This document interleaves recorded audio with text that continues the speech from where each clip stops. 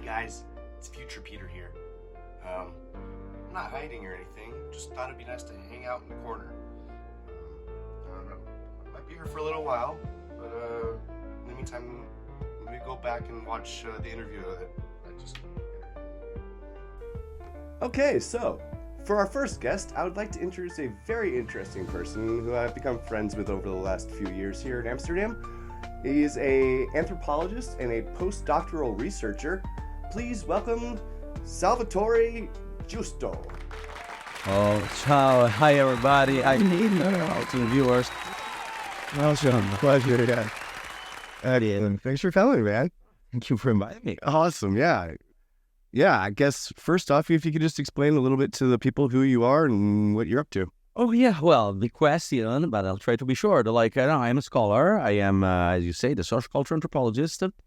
Been living in North America, actually, in Canada specifically, doing research about organized crime, Italian organized crime specifically, and specifically about this criminal organization called the Camorra, which is very much located in Napoli, southern Italy, in Naples. And anyway, they use media to further their own agenda. So that's pretty much the research I've been conducting over the last 10 years. So like some sort of intersection of media and Mafia, Cosa Nostra? Or? Yeah, so let's say that the Camorra specifically, but many mafias around the world, they tend to invest resources, indeed, a lot of resources in the ownership, direct or indirect ownership of media outlets, including television, radio stations, and also music production, concert agencies. In Napoli specifically, they even produce specifically local pop folk music genre, which are recognized by the audience as specifically close to that sort of culture. And I've been studying it both on the books, but also on the ground, on the field. For example, I spent 1 year and a half working as an entertainer and presenter and stand-up comedian as a Camorra sponsor, local TV channel. I've been even working for a while as the driver of a Camorra sponsor and local pop singer, and observing these people and their bizarre way of living, or not so bizarre maybe. I was taking notes of things going on, and I basically write, I hope, interesting things about that, and I publish academic articles. I've been teaching criminology in Canada for a while. And recently, and that's how we know each other, by the way, I've been moving to Amsterdam about 2 years ago, and now I'm continuing my research at the UBA. And now I'm specifically studying similar topic, like how the Camorra invest not only in analog media, but also in digital. I'm going to use a difficult term, mediascapes. Sure. So... yeah. So this is not just a purely academic kind of thing. You actually interacted and have spent a lot of time with these people. Yes, I do. Well, that's actually, it is an academic kind of thing, even though maybe not all the discipline involved this type of methodology. It's called ethnography, and is indeed the type of methods that social culture anthropologists use. Like in the 19th century, you may have memories of the British scholar dressing like colonial and going to some oceanic or African location to mix with the indigenous and studying their cultures and their habits. And of course, there is a pre-dark colonial legacy into that. But let's say that modern, contemporary anthropologists, they do similar things even within Western society, like in Italy, contemporary times. And mix with the local and establish with them social cultural bridging interconnection. How did you gain the trust of the people that you were interacting with? Because I can imagine that there might have been some times where you were even like a little bit afraid for your safety ever. Yeah, Yeah, you're not wrong about that. Well, that would be a different question, but I will say that. Well, that's a funny story. So, before I went to Napoli first time, by the way, I'm Italian, but I'm not from Napoli. So. I couldn't tell you were Italian. No, of course. but I do not come from that city, so you need to know people there. And so the first thing I did is studying a little bit of my sources and what I figure out. I mean, it doesn't take a genius to figure that out. is that informal networking is so central within a local camorra or mafia culture, if you prefer. Mhm. And so I try to exploit that in the sense that I started by going to the market, like there was street market, where these beautiful old ladies selling fish or spices, and I was starting befriending them. Maybe I will bring them coffee in the morning. And at some point I was like, oh, but do you know somebody who works on local television? And I knew that some of them were Camorra sponsored. Yeah. And they were like, how do you know? A friend of my cousin is a singer who goes on TV and he does this and that. Oh, but that's nice. Will you introduce him to me? And then this guy needed a car driver. And so I started I can do that for free, like... Did they ever make you feel, or did you ever feel, let's say, that they were almost trying to, like, get your goodwill and put you in their pocket, so to speak, or was... Constantly. Yeah. Yeah, they're like, we can manage how he's going to portray this. Yeah. Difficult. It's a difficult thing to negotiate. You want to feel comfortable there. But you know already you cannot feel comfortable because indeed you live in a different culture. But I must say that most of these people are not, they're people indeed. They're not. Yes. So then eventually talk with them like you talk with any other person, even though they may rely on violence against, that they're mafia people. Sure. So in a way, so you have to be careful, and they always try, like I cannot imagine, oh man, that's not funny story. They were starting, I don't know if that's politically incorrect to say or something, but they've been all the time trying to introduce to me some daughter or nephew or somebody because they wanted me to get married. No. Some of them, and openly proposing that because, oh, you're such cool. And that becomes so much consistent that at some point I have to fake that I was gay, even though I'm not. Yeah, I was like, I'm sorry, but I don't like women. Yeah. And they were like, oh, no, that's okay. They respected that. It was not a big deal. But then they stopped. But that become a big difficult to sustain when at some point I started dating somebody. Yeah. And they could, but anyway, be sexual. Now you said that you had some experience with like comedy and doing some stand up and like video work and stuff like that. Were they open to your comedic end of things, or did they take everything super serious all the time? No, they were open to that also because they were comedians themselves in many cases. I was telling you, through this guy I was working as a driver for, or volunteering if you prefer. I didn't get money for it, obviously. But I was able to get to know the owners of the TV stations where he was performing. Mm-hmm. And then I proposed them to perform for them as part of my research. I remember it was a crazy meeting where they had to explain what I wanted to do. And I was like, I'm an anthropologist, blah, blah, blah. And they, of course, have no idea what anthropology was. And so I was like, I'm trying to learn the culture of other peoples, did this and that. And like, oh, that sounds entertaining. Maybe you can be part of our show. Wild. And so when I proposed them to do video making, they already were working with me on TV shows. So they started to see me a little bit more of a colleague.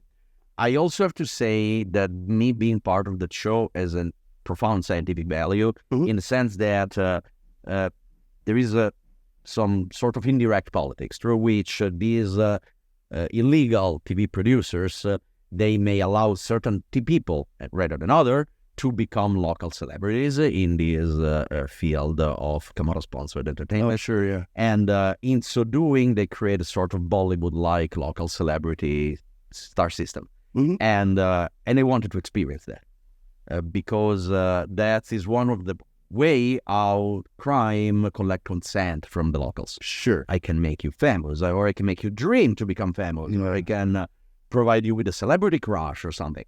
And the only way I had to figure it out in personal experiential term was to go on TV. And so I had 15 minutes of fame myself there. Wow. Okay. And so me trying to make videos become particularly credible in the eyes of locals because I was already going on TV.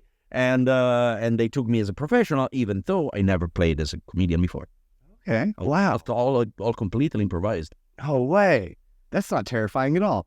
Going, like, just going completely unprepared. The terrifying people during my research, especially because if you go on TV, you become famous. I mean, relatively famous in the neighborhood, and therefore you are not an ideal target. Plus, I wasn't pissing off people. The real scary people most often be the police. Yeah. Oh, really? Yeah. Interesting. And there are a few episodes in which things get a bit ugly, not because of mafia people being violent to me or anything, but because, for example, the place where we were was surrounded by the police and they were looking for somebody, not for me, but I was with them. And that's always tricky because you never know how to deal with it. Mm. Like, if you escape, then you get in trouble with the people that are hosting you. Mhm. If you remain there, then you may get in trouble with the police. And meanwhile, my university has already contacted the Canadian embassy in Napoli, because I was working for Canadian university at the time. Crazy. But nothing bad happened. Nothing bad ever. Excellent. Okay, so now you live in Amsterdam, which has its own famous history of organized crime, if you will. What can you tell me, without endangering our lives, what can you tell me about that world? I'll start by saying that I'm not a professional expert of Dutch organized crime. So what I'm saying is something I can say because I read books. So something that I can say as many other people. Sure. Given that, what I know is that obviously Amsterdam has a strong transnational commerce and financial vocation, and that goes also for its criminal organization.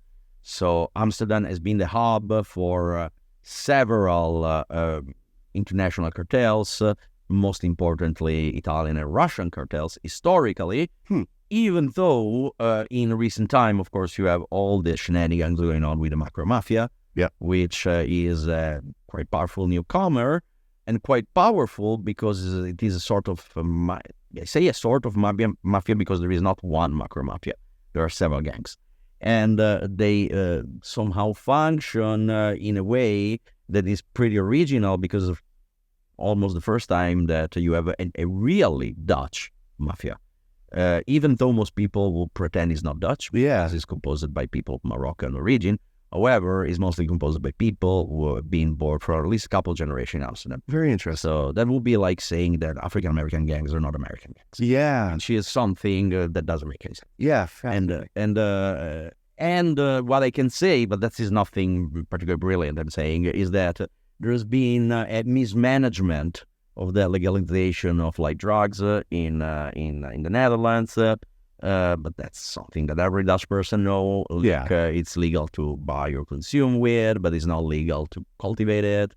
And that's happening in a context that built upon agreement on special immigration laws for Moroccan farmers, specifically coming from areas where ash got historically produced. Yeah. And the agreement was actually helpful for, of course, for the migrants because they wanted better life in, and we're talking about starting from the 50s, 60s, and up to the 70s.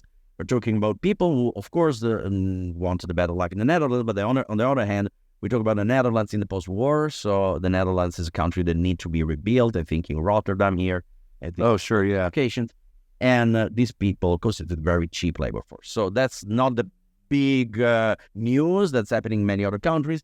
However, when that sidelined the mismanagement of the legalization of drugs, which overall is a good idea if well managed, but it created a sort of space for big Moroccan players in the international drugs economy to move to the Netherlands, made them business evolve in capitalist financial terms, make the big money to be simple, and reinvest in other criminal activities. Interesting.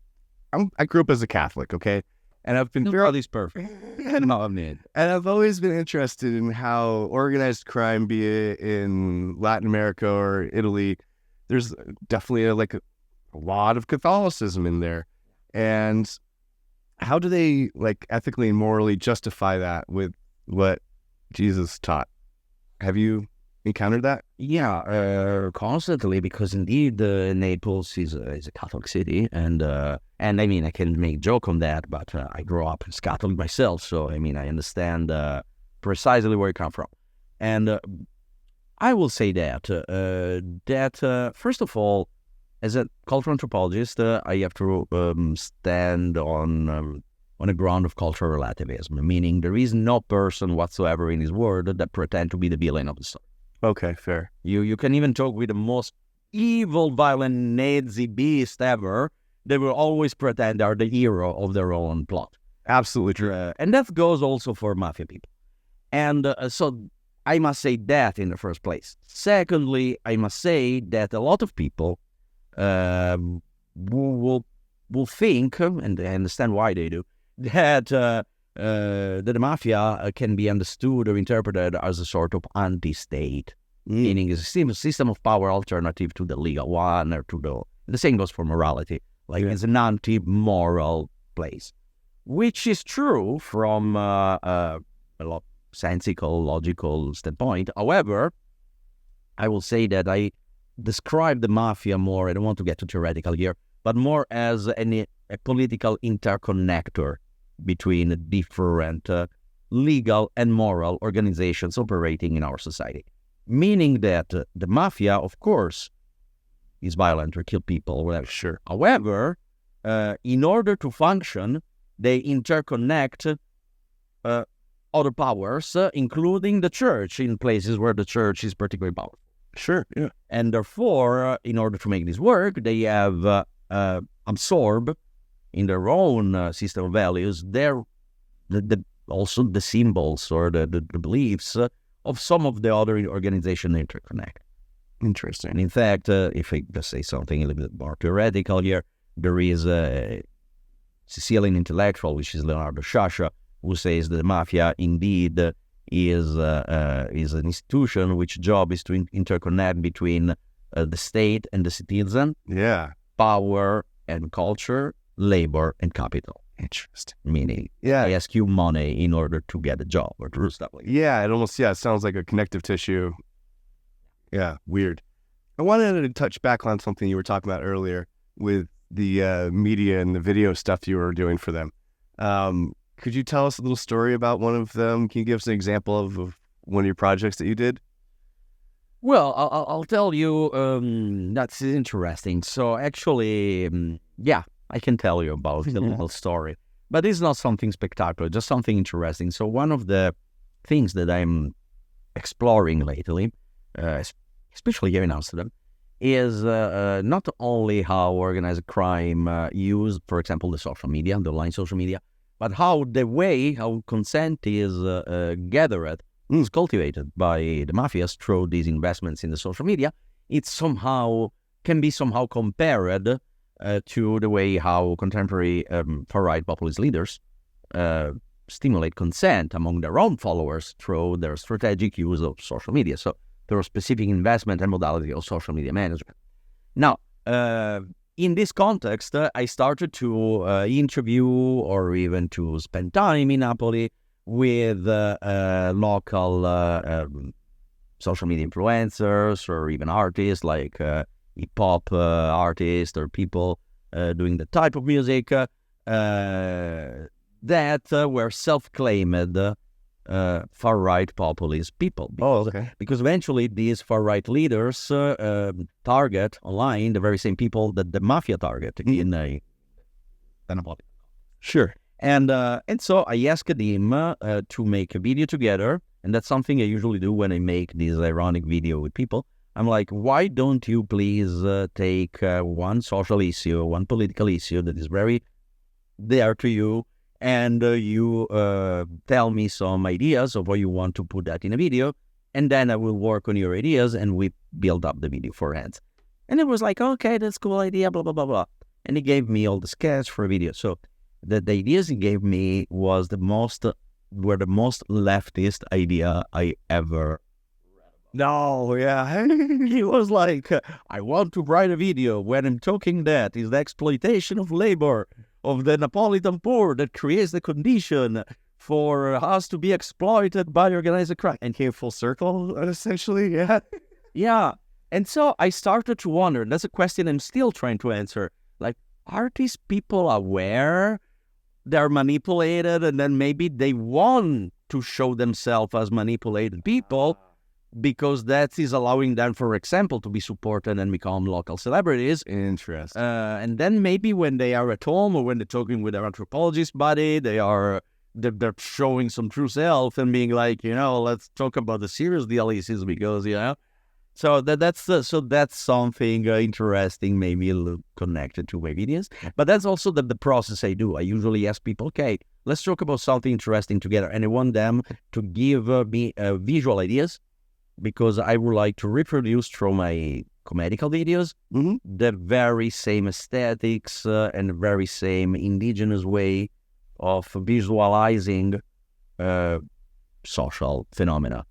And then that's part of it. Okay. All right, let's check out one of those videos. We'll be right back in just a minute. Guantanamera, Guajira, Guantanamera, Guantanamera, Guajira, Guantanamera. L'antropologia socioculturale è la scienza che indaga le basi culturali alla fonte di ogni comportamento sociale. L'antropologa Ruth Benedict la definiva come l'insieme di tutti quei tratti caratterizzanti l'individuo che non possono essere trasmessi biologicamente.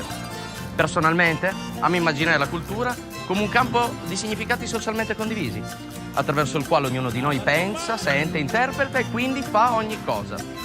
Come antropologo, osservo e partecipo in prima persona alle esperienze dei soggetti che studio nel tentativo di spiegare il modo in cui l'altro interpreta il reale, contribuendo di fatto alla sua costruzione. Salvatore, a mangiare, aiuto! Shura, cambia il fiat, che te sei il baluda che abbiamo sei che io so mangiare. Yo le doy mi mano franca, Guajira, Guantanamera, Guajira, Guantanamera. Ándale, mi negra.